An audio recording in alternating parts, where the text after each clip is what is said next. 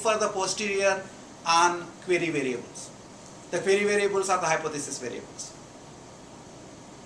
Right? In this case, even though the actual attributes that are of interest to me are flavor and wrapper, which are continuous, the network that I had to reason with doing inference will involve actually some variables that are continuous.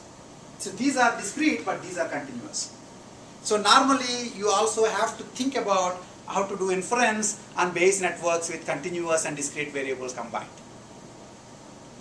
Okay, now, and in fact, if you do a longer course on graphical models, you will learn not just discrete graphical models, but continuous graphical models and how to deal with them. The good thing is that if you are doing MLE learning in a scenario where the only variables of interest are continuous, okay, let's say you have just one variable theta, one variable x, which is being determined by a normal distribution, whose value is being determined by an unknown normal distribution.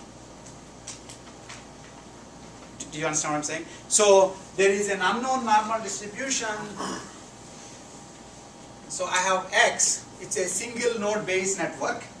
It's being determined by an unknown normal distribution with mean mu and variance sigma.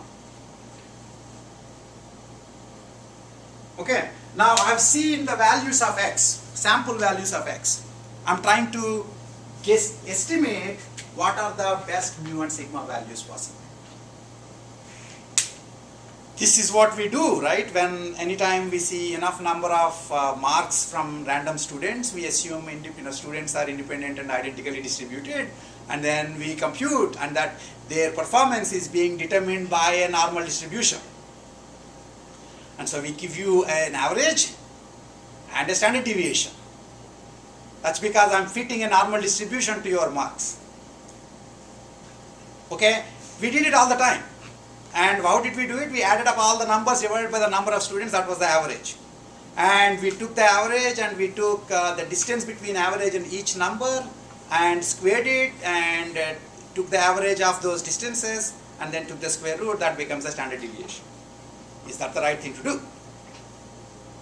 Now, it turns out that's exactly what MLE will tell you you should be doing. Okay? So, for example, if P of x is this, that means x is being determined by normal distribution.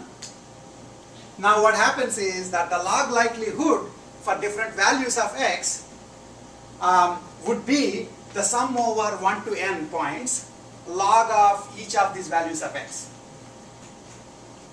Okay, so then it's a log of 1 over root 2 pi sigma times e power xj minus mu whole square by 2 sigma square, xj being the jth data point.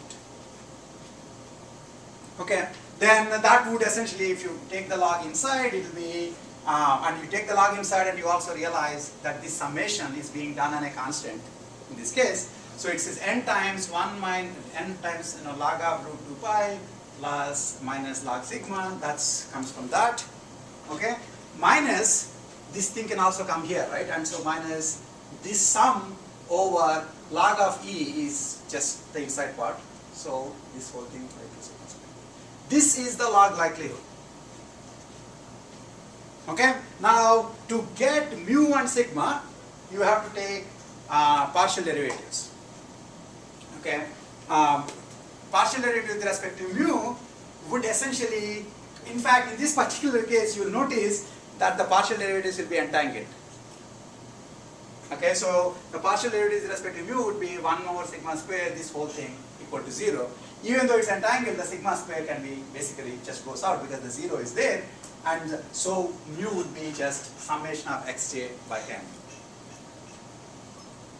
And then if you take the partial derivative for this, okay, basically you have this new equation, but in this new equation mu is required, but you already got the mu from the previous case. So there are indeed simultaneous equations, just that they are simultaneous equations where one of the equations gives one of the guy's values, the other one just is substituting it. If you do that, you get that the best parameters for this normal distribution is mu and sigma exactly what you thought they would be. Okay? So the idea is the same across the board, whether it is continuous or discrete distributions.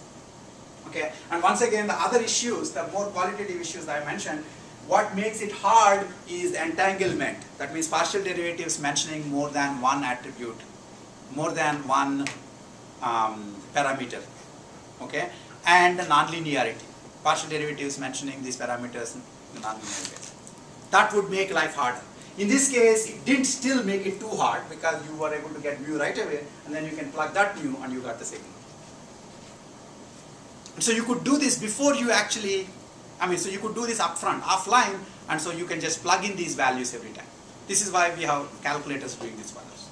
But for an arbitrarily ugly looking log likelihood, you actually have to do gradient ascent. Okay? So I guess I have to stop, unfortunately. But we'll go back next time when we come back. We'll look at complete data with Bayesian learning, which more or less I mentioned some of it, but I'll give you. The real problem, of course, as I mentioned, is it's not hard to do. In the Bayes network, in the Bayesian learning, there is no learning. You just wind up getting, as the data comes in, you throw in the data into the Bayes network, and you then ask, given all this as evidence, what is the posterior on theta, theta 1 and theta 2? And if you get that, that basically is the posterior on the hypothesis. Now if I have the posterior on the hypothesis, I can do the prediction by integrating over that. Previously, in the pictures I drew summation. That's because I thought hypotheses were discrete. Here the hypotheses were actually continuous. Okay, so I need to integrate over theta, theta 1, theta 2. So I need a multi-integral. Okay, that's how I will do inference. Okay, and so nowhere in this am I doing any maximization. MLE kind of maximization won't be done at all. You just do inference. It's just inference on larger and larger networks. Okay. Each example is inserted into the Bayes network as evidence, and posterior over parameter is queried. Once you get the posterior, you then throw it into the a big integral to compute the sum, the prediction.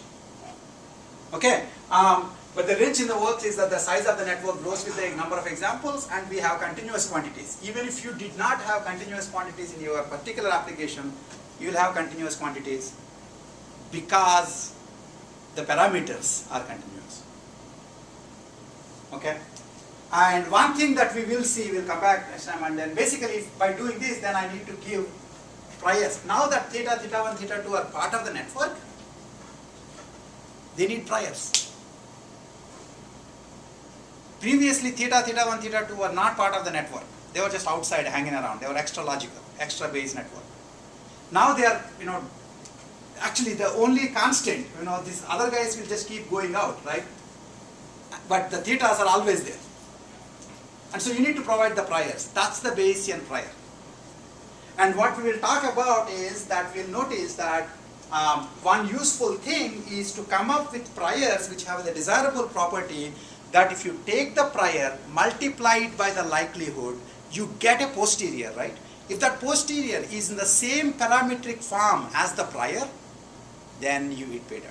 So if you started, let's say, with normal distribution, multiplied with the likelihood, and you got another normal distribution, then you are happy.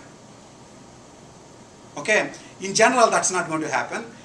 For example, most of these cases, if you have tabular CPTs, you have a multinomial distribution.